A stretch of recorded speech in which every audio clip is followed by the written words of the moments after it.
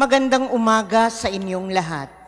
Malugod na pagtanggap sa St. Joseph Parish Gagalangin sa ika-6 ng umagang banal na misa sa pagdiriwang ng liturhiya ngayong Sabado ng ika-25 linggo sa karaniwang panahon at paggunita kay San Vicente de Paul, Pari. Tumayo po ang lahat at tayo'y makiisa sa banal na misa na pamumunuan ng ating kura paroko, Reverendo Padre Douglas Badong.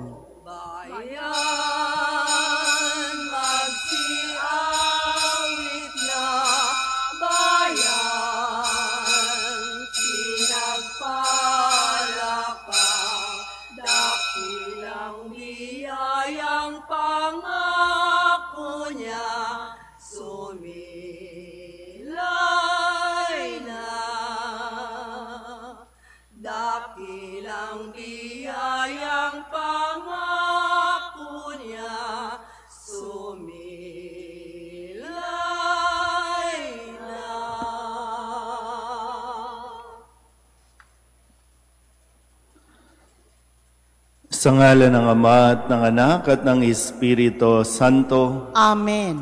Ang pagpapala ng ating Panginoong Heso Kristo, ang pag-ibig ng Diyos Ama, at ang makikipagkaisa ng Espiritu Santo naway sumainyong lahat. At sumaiyo rin. Mga kapatid, aminin natin ang ating mga kasalanan upang tayo'y maging marapat gumanap sa banal na pagdiriwang. Inaamin ko sa makapangyarihang Diyos at sa inyo mga kapatid, na lubha akong nagkasala sa isip, sa salita at sa gawa, at sa aking pagkukulang. Kaya isinasamo ko sa mahal na Birheng Maria, sa lahat ng mga anghel at mga banal, at sa inyo mga kapatid, na ako'y panalangin sa Panginoong ating Diyos. Kaawaan tayo ng makapangyarihang Diyos, patawarin tayo sa ating mga kasalanan, at patnubayan tayo sa buhay na walang hanggan. Amen. Panginoon, kaawaan mo kami. Panginoon, kaawaan mo kami. Kristo, kaawaan mo kami. Kristo, kaawaan mo kami. Panginoon, kaawaan mo kami. Panginoon, kaawaan mo kami. Manalangin tayo. Ama naming makapangyarihan, pinuspos mo ang paring si San Vicente na mga mabubuting katangian bilang sugong alagad para sa kapakanan ng mga duka at paghubog sa kaparian.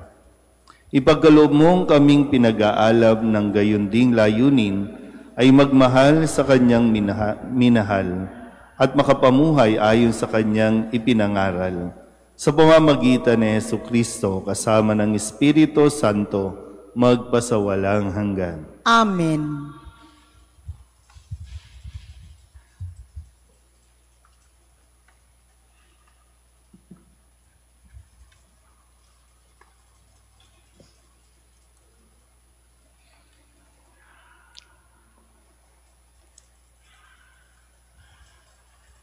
Muli akong tumingin at may nakita akong isang lalaking may dalang panukat.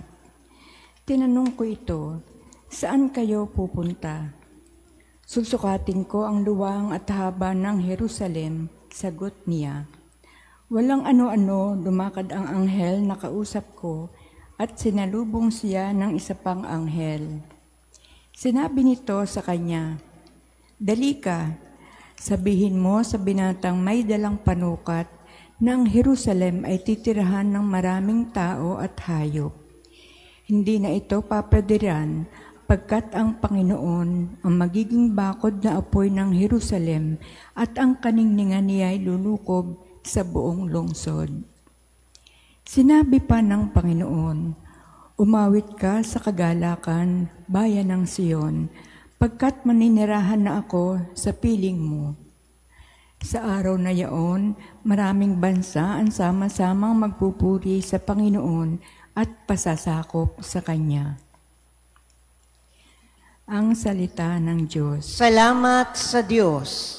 Pumapatnubay na Diyos ay pastol na kumukupkop. Pumapatnubay na Diyos ay pastol na kumukupkop. Mga bansa, pakinggan ninyo ang sabi ng poon at ipahayag ninyo sa malalayong lupain. Pinapangalat ko ang mga anak ni Israel, ngunit sila'y muli kong titipunin at aalagaan, gaya ng pagbabantay ng isang pastol sa kanyang mga tupa.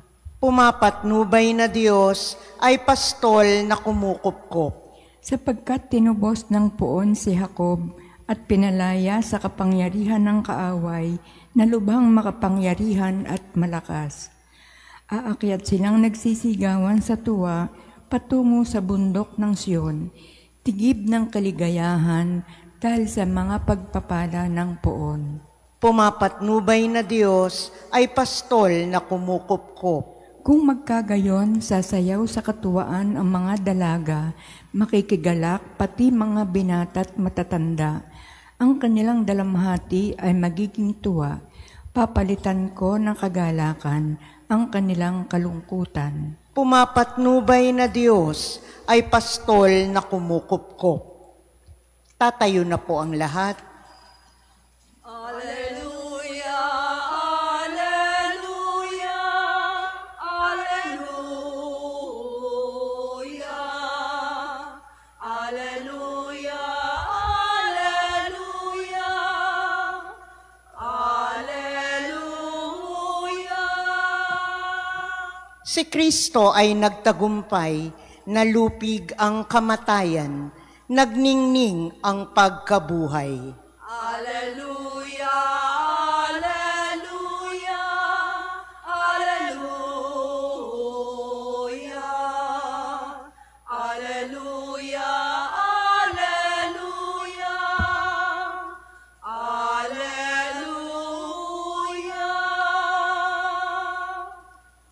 Sumainyo ang Panginoon. At sumaiyo rin. Ang mabuting balita ng Panginoon ayon kay San Lucas. Papuri sa iyo, Panginoon.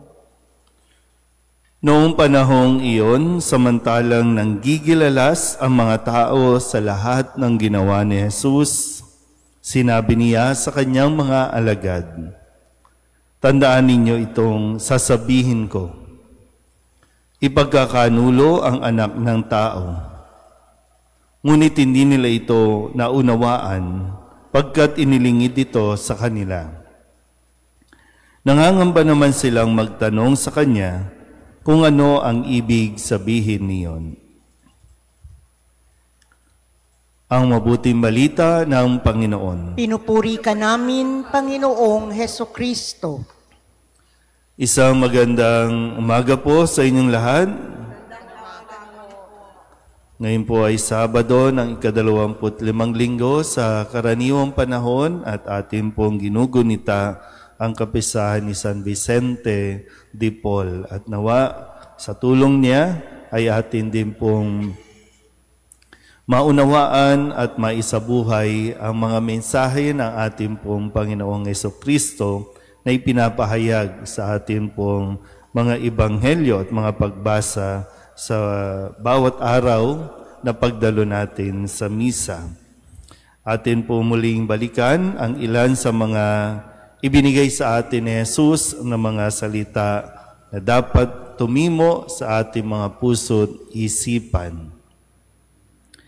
Nung Lunes, ipinahayag sa atin at sinabi ni Kristo, "Kaya pagbutihin ninyo ang inyong pakikinig, sapagkat ang mayroon ay bibigyan pa, ngunit ang wala ay aalisan pati ng inaakala niyang nasa Kanya."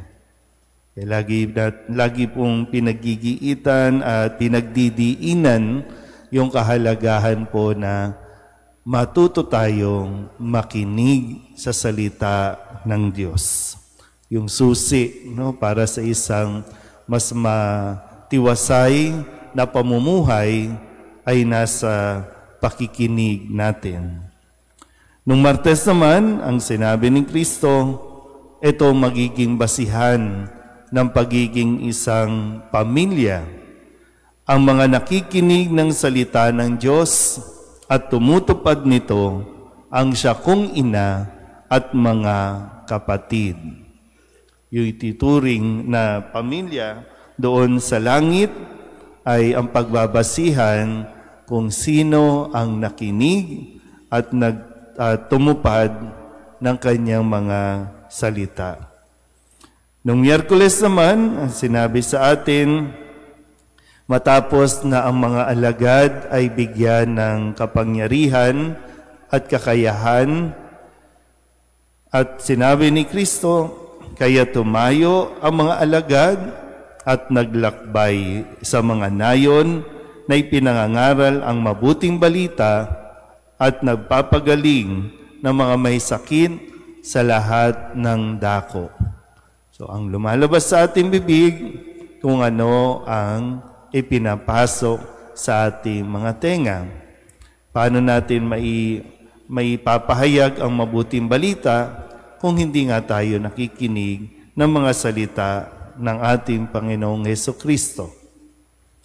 Nung Huwebes, ang sabi naman sa karanasan ni Herodes, isang magandang bagay din na makita natin, sabi dito, at pinagsikapan niyang makita si Jesus. So yung may naririnig si Herodes tungkol kay Jesus na kagaya ito ng mga ginawa ng mga naunang mga propeta, kagaya ito o naihahalin tulad niya kay Juan Bautista na kanyang pinapugutan ng ulo.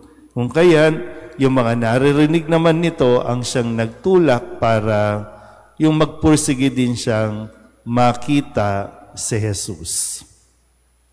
Noong Biyernes, pinaalala naman sa atin na ang anak ng tao'y dapat magbata ng maraming hirap.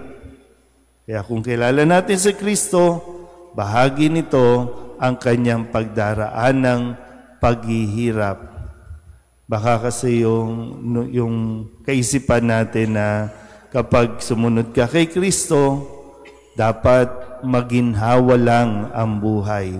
Dapat walang sakit, dapat walang problema, dapat hindi nawawalan ng pera. Pero malinaw, ang anak ng tao'y dapat magbata ng maraming hirap, kung kaya sa atin din may mga karanasan, mahirap man, pero dapat nating pagdaanan. At ngayon, ang isa pa rin sa nakakalungkot na pangyayari na sinabi ni Kristo, ipagkakanulo ang anak ng tao. At bago po itong bahaging ito, sabi din sa ating ebanghelyo sa araw na ito, nanggilalas ang mga tao sa lahat ng ginawa ni Jesus. Pag sinabi ng gilalas, humanga, napabilib, talagang yung may wow na, ang galing ni Kristo, may pagpupuri, lahat nandoon na marahil, natutuwa sila kay Jesus. Pero sinabi rin niya na ipagkakanulo ang anak ng tao. Yung katotohanan ng buhay natin, minsan may mga tao tayong nakakasama, may mga taong lumalapit sa atin, pupurihin ka, papalakpakan ka, pero sila din mismo ang sisira sa iyo. Sila din mismo ang magkakanulo sa iyo. So, isang masakit na katotohanan po yun, no? Pero ganun pa man, kahit ganito ang naipahayag sa atin na karanasan ni Kristo, ay hindi ito naging hadlang o dahilan para panghinaan ng loob si Kristo. Ganon din naman tayo. Sa ating paglilingkod, o pwedeng makatanggap tayo ng papuri, makatanggap tayo ng palakpak, pero makakatanggap din tayo ng paninira, makakatanggap din tayo ng mga salitang hindi ka nais-nais mula sa mga taong dumidikit o malapit sa atin. Kung mangyari yan, mas nahisin natin at hangarin natin makapagpasalamat sa Diyos sa karanasang ipinagkaloob sa atin. Dahil sa karanasang ito, doon din naman tayo mas pinagtitibay, doon din naman tayo tinuturuan para maging totoo sa ating paglilingkod. Amen.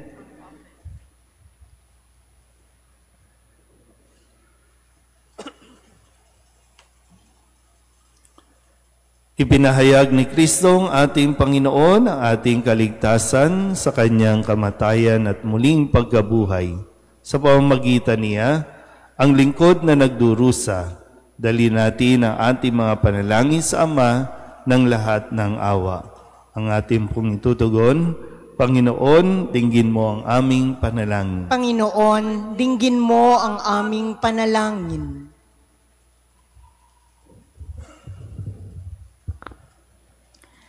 Ang mga pinuno ng simbahan naway magpakita ng maliwanag na pangarap na may masigasig at matatag sa gitna ng magulong mundong ating ginagalawan. Manalangin tayo sa Panginoon. Panginoon, dinggin mo ang aming panalangin. Ang kapayapaan at pagkakasunduan naway mamayani sa samahan ng mga bansa at lahat ng tao sa daigdig. Manalangin tayo sa Panginoon. Panginoon, dinggin mo ang aming panalangin. At tinawang mapagtanto na ang tunay na kadakilaan ay hindi sa pamamagitan ng kapangyarihan at katayuan sa lipunan, kundi matatagpuan ito sa paglilingkod natin sa ating kapwa. Manalangin tayo sa Panginoon. Panginoon, dinggin mo ang aming panalangin. Ang mga may sakit, naway iugnay ang kanilang paghihirap sa mga pagdurusa ni Kristo sa krus. Manalangin tayo sa Panginoon. Panginoon, dinggin mo ang aming panalangin. Ang mga yumao, naway mapalaya sa kanilang pagkakasala at magtamo ng walang hanggang kapayapaan. Manalangin tayo sa Panginoon. Panginoon, dinggin mo ang aming panalangin. Idulog din natin sa Panginoon ang ating mga personal na kahilingan at mga panalangin para sa ating mga pamilya, kasama din ang mga kahilingan ng mga nanonood sa online. Lahat ng mga misang pasasalamat, special na intensyon, agarang paggaling ng mga may sakit, tang lahat ng mga kaluluwa na iniling na ipagdasal sa misang ito.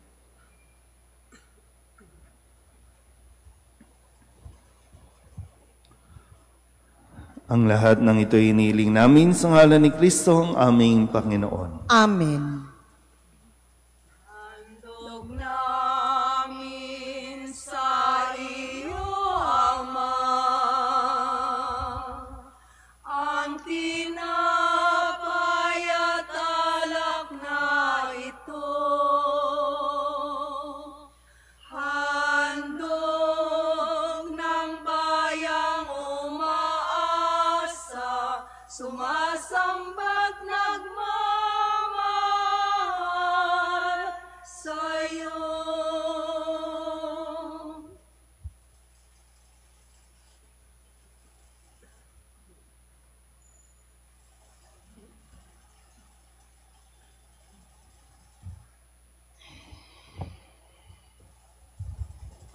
Manalangin kayo mga kapatid upang paghahain natin ay kalugdan ng Diyos Amang makapangyarihan. Tanggapin nawa ng Panginoon itong paghahain sa iyong mga kamay, sa kapurihan niya at karangalan sa ating kapakinabangan at sa buong sambayanan niyang banal. Ama naming lumikha, ipinagkaloob mong sa banal na paghahain ginawa ni San Vicente ay matularan niya ang kanyang ginagampanan. Ipagkaloob mong pakundangan sa pagdiriwang na ito, kami makabagtas para humantong sa pagiging haing kalugod-lugod sa iyo. Sa pamamagitan ni Jesucristo kasama ng Espiritu Santo, magpasawalang hanggan. Amen. Sumainyo ang Panginoon. At sumaiyo rin. Itaas sa Diyos ang inyong puso at diwa. Itinaas na namin sa Panginoon. Pasalamatan natin ang Panginoong ating Diyos. Marapat na siya ay pasalamatan. Ama naming makapangyarihan, tunay ngang marapat na ikaw ay aming pasalamatan sa pamamagitan ni Jesucristo na aming Panginoon. Ngayong si San Vicente ay pinararangalan sa pamumuhay niyang totoong uliran at pagiging maaasahan sa panunungkulan. Kaya't si Jesucristo na maaasahan sa katapatan ay inihahayag sa pangangasiwa sa sambayanan. Ang malasakit na mga ulirang tagapangasiwa noon ay nagpapatuloy magpahanggang ngayon sa mga panalangin kanilang iniuukol, kaysa ng sambayanan mong dito'y nagtitipon. Kaya kaysa ng mga anghel na nagsisiawit ng papuri sa iyo nang walang humpay sa kalangitan, kami nagbubunyi sa iyong kadakilaan. Santo, Santo, Santo, Panginoong Diyos ng mga hukbo, napupuno ang langit at lupa ng kadakilaan mo, o sana sa kaitaasan. Pinagpala ang naparirito sa ngalan ng Panginoon, o sana sa kaitaasan. Ama naming banal, ikaw ang bukal ng tanang kabanalan. Kaya't sa pamamagitan ng iyong Espiritu, gawin mong banal ang kaloob na ito upang para sa aming maging katawan at dugo ng aming Panginoong Jesucristo.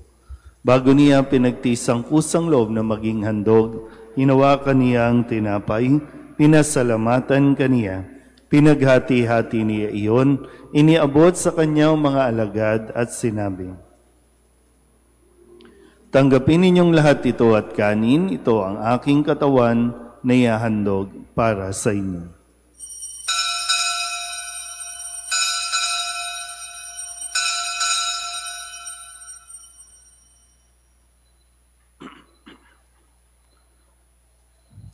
Gayun din naman, nung matapos ang hapunan, hinawakan niya ang kalis, muli kaniyang pinasalamatan. Iniabot niya ang kalis sa kanyang mga alagad at sinabi,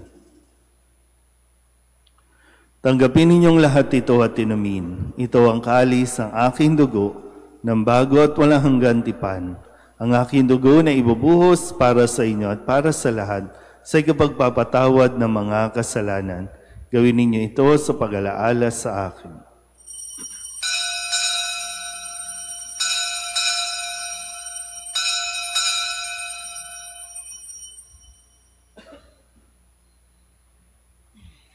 Ipagbunyi natin ang misteryo ng pananampalataya. Si Kristo'y namatay, si Kristo'y nabuhay, si Kristo'y babalik sa wakas ng panahon.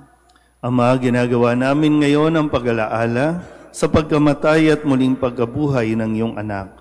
Kaya tiniaalay namin sa iyo ang tinapay na nagbibigay buhay at ang kalis na nagkakaloob ng kaligtasan.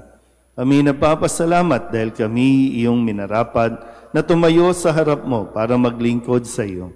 Isinasamo namin kami magsasalo-salo sa katawan at dugo ni Kristo ay mabuklod sa pagkakaisa sa pamamagitan ng Espiritu Santo. Ama, lingapin mo ang iyong simbahang laganap sa buong daigdig. Puspusin mo kami sa pag-ibig kay San Leon na aming Papa at ni Jose na aming Obispo at ng Tanang Kaparian. Alalahanin mo rin ang mga kapatid naming nahimlay na may pag-asang sila'y muling mabubuhay, gayon din ang lahat ng mga pumanaw. Kawaan mo sila at patuloyin sa iyong kaliwanagan. Kawaan mo at pagindapating kaming lahat na makasalo sa iyong buhay na walang wakas. Kaysa ng mahal na Birheng Maria na ina ng Diyos, ng kabiyak ng puso niyang si San Jose, kaysa ng mga apostol ni San Vicente at lahat ng mga banal na namuhay dito sa daigdig na kalugod-lugod sa iyo, may pagdiwang nawa namin ang pagpupuri sa ikararangal mo sa pamamagitan ng iyong anak na aming Panginoong Jesucristo.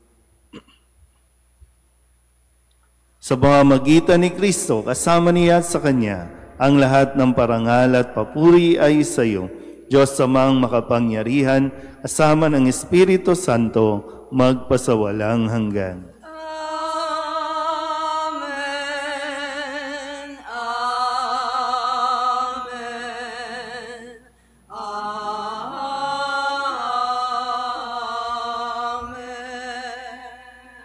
Sa tagubili ng mga nakagagaling na utos at turo ni Jesus sa Panginoon natin at Diyos, ipahayag natin ang lakas loob. Ama namin, sumasalangit ka, sambahin ang ngalan mo, mapasa amin ang kaharian mo, sundin ang loob mo dito sa lupa para nang sa langit. Bigyan mo kami ngayon ng aming kakanin sa araw-araw at patawarin mo kami sa aming mga sala para nang pagpapatawad namin sa nagkakasala sa amin. At huwag mo kaming ipahintulot sa tukso at iadya mo kami sa lahat ng masama. Hinihiling namin kaming iadya sa lahat ng masama, pagkalooban ng kapayapaan araw-araw, iligtas sa kasalanan at ilayo sa lahat ng kapahamakan, samantalang aming pinananabikan ang dakilang araw ng pagpapahayag ng tagapagligtas naming si Jesucristo. Sapagkat iyo ang kaharian at ang kapangyarihan at ang kapurihan, magpakailanman. Amen. Panginoong Jesucristo, sinabi mo sa iyong mga apostol, kapayapaan ang iniiwan ko sa inyo, ang aking kapayapaan ang binibigay ko sa inyo. Tunghayan mo ang aming pananampalataya at huwag ang aming mga pagkakasala. Pagkalooban mo kami ng kapayapaan at pagkakaisa ayon sa iyong kalooban, kasama ng Espiritu Santo, magpasawalang hanggan. Amen. Ang kapayapaan ng Panginoon ay laging sumainyo. At sumaiyo rin. Magbigayan po tayo ng kapayapaan sa isa't isa. Kordero ng Diyos na nag-aalis ng mga kasalanan ng sanlibutan, maawa ka sa amin. Kordero ng Diyos na nag-aalis ng mga kasalanan ng sanlibutan, maawa ka sa amin. Kordero ng Diyos na nag-aalis ng mga kasalanan ng sanlibutan, ipagkaloob mo sa amin ang kapayapaan. Ito ang kordero ng Diyos. Ito nag-aalis ng kasalanan ng sanlibutan. Mapalad ang mga inanyayahan sa kanyang piging. Panginoon, hindi ako karapat-dapat na magpatuloy sa iyo, ngunit sa isang salita mo lamang ay gagaling na ako.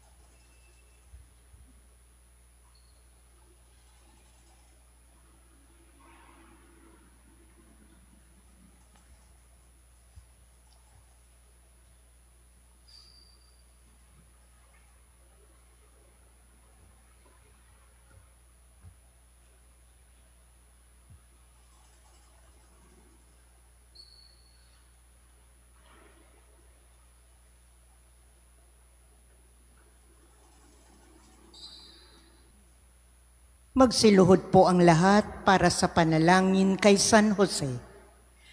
Abang tagapangalaga ng tagapagligtas, kabiyak na puso ng mahal na Birheng Maria, sa iyo ipinagkatiwala ng Diyos ang kaisa-isa niyang anak.